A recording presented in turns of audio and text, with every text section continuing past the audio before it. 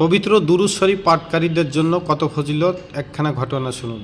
আল্লাহ পাক যখন সূরা তওবার এই আয়াত শরীফটা নাজিল করলেন যে আল্লাহু ওয়া রাসূলুহু আহাক্কু আরদুহু ইন কানু মুমিনিন, যদি তোমরা মুমিন হয়ে থাকো তাহলে তোমাদের দায়িত্ব কর্তব্য আল্লাহ পাক ওনার রাসূল সাল্লাল্লাহু আলাইহি সাল্লাম ওনাদের সন্তুষ্ট হাসিল করা, কেননা ওনারাই হচ্ছেন সন্তুষ্ট পাওয়ার অধিক হকদার।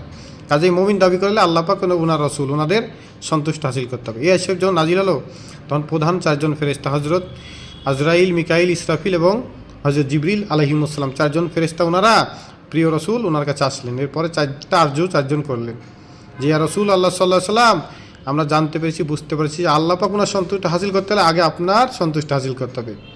মাইয়ুতি রসুল ফাকাদ আতাআল্লাহ, যে ব্যক্তি রসুল সাল্লাল্লাহু আলাইহি ওনার এটাই অনুসরণ করলো সেজন্য আল্লাহ পাক ওনারই করলো এটাই অনুসরণ।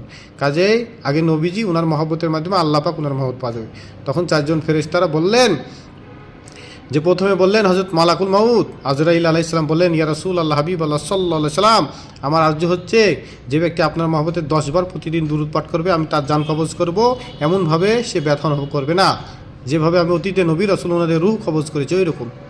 তখন নবীজি বললেন আপনার আরজু কবুল করা হলো। এরপরে হযরত ইসরাফিল আলাইহিস সালাম বললেন আপনার মহব্বতের যে 10 বার দুরূদ পাঠ করবে আমি কিয়ামতের দিন যখন সে হন্য হয়ে ঘুরতে থাকবে তখন আমি সিজদায় পড়ে গিয়ে আল্লাহ পাকের কাছে তার জন্য সুপারিশ করব, ক্ষমা চাইব।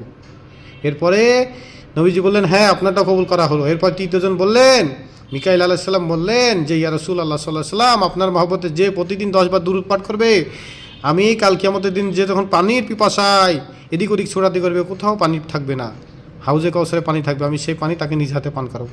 নবীজি বলেন হ্যাঁ কবুল করা হলো। এরপরে চতুর্থ ফেরেশতা হযরত জিবরিল আলাইহিস সালাম বললেন যে আপনার মহব্বতে যে 10 বার দুরূদ পাঠ করবে তাকে আমি বিদ্যুৎ গতিতে হাত ধরে ফুলসিরাত পার করে জান্নাতে প্রবেশ করে দেবো, সুবহানাল্লাহ।